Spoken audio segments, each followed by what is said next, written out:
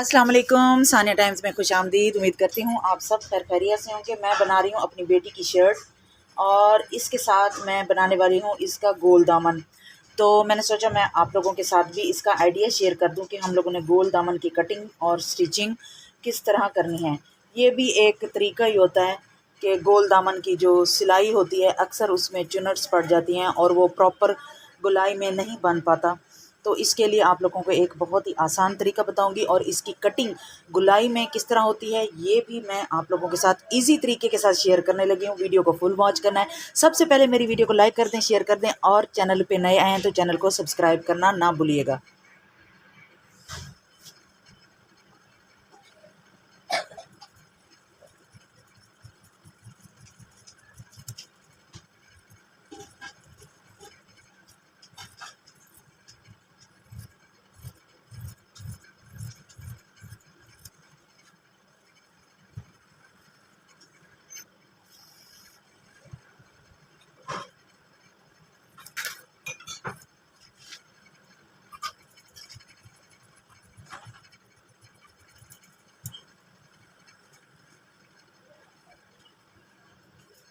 अब हमने करनी है यहाँ से दामन की गुलाई में कटिंग।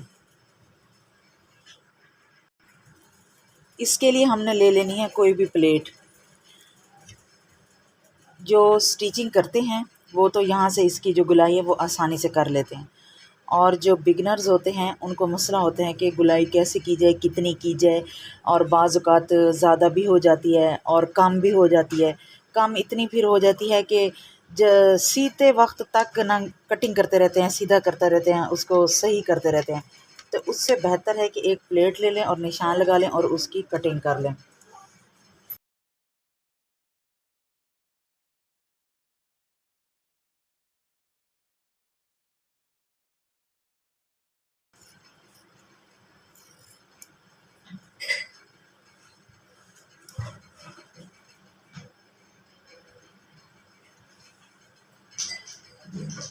अब ये हल्का सा कोना बन गया, इसको भी यहाँ से नीट कर लेंगे।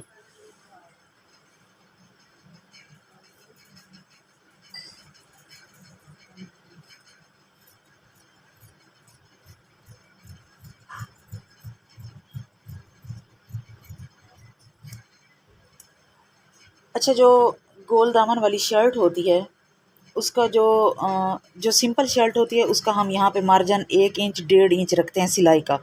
लेकिन जो गोल दामन वाली शर्ट होगी उसका मार्जिन बिल्कुल थोड़ा सा रखा जाता है, तकरीबन 1.25 इंच, क्योंकि हमने इसकी बिल्कुल किनारा सा फोल्ड करना होता है, कन्नी बनानी होती है। तो इसका जो यहाँ पे जो मार्जिन होता है उसे बिल्कुल कम किया जाता है, कम रखा जाता है।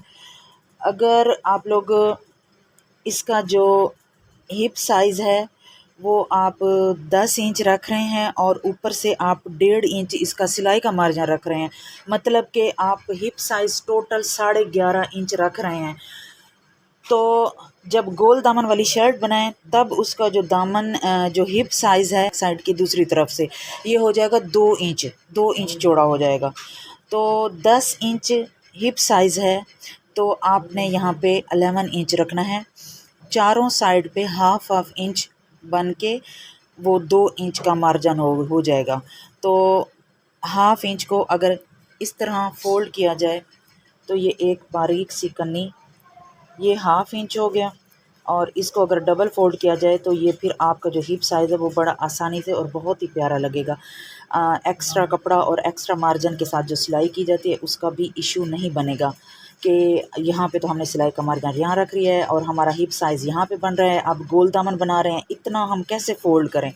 तो आपने स्टार्ट से ही यहाँ पे अपना जो हिप साइज़ है उसको कम रखना है आम शर्ट की निस्बत। अच्छा जी, अब हमने क्या करना है कि इसके जब दामन पे सिलाई लगानी है तो इसे डबल फोल्ड करके हमने सिलाई नहीं लगानी। इस तरह हल्का सा सिंगल फोल्ड करते जाना है और ऑल ओवर साइड पे हमने इसे सिंगल सिलाई लगा लेनी। अगर हमने स्टार्ट से ही डबल फोल्ड करके इसकी सिलाई लगाई तो गोल दामन में जो सलवटें पड़ जाएंगी और इसमें चुनट्स आ जाएंगी, नीटनेस नहीं आएगी। बहुत ही आराम से और बहुत ही इजी फ़ोल्ड हो जाता है। जैसे ये देखें, जब हम यहाँ गोलाई में आएँ तो ये ऑटोमेटिकली जितना ये फ़ोल्ड हो उसको उतना ही फ़ोल्ड करना है। हाफ़ इंच थोड़ा-थोड़ा फ़ोल्ड करते जाएँ, 1 इंच और हाफ़ इंच फ़ोल्ड करते जाएँ और इसके ऊपर सिलाई लगाते जाएँ। जब इस तरह कंप्लीट हो जाए और जब हमारी सिलाई कंप्लीट हो जाता है, जब हमने इसके डबल सिलाई लगानी है तो ये दोबारा से इसी तरह हल्के हाथों से इसको फ़ोल्ड करते जाएँगे और ये आसानी से और बहुत ही ईज़ी तरीके से ये फ़ोल्ड होता जाएगा और सिलाई हो जाएगा। बहुत आसान और बहुत ही ईज़ी तरीका है।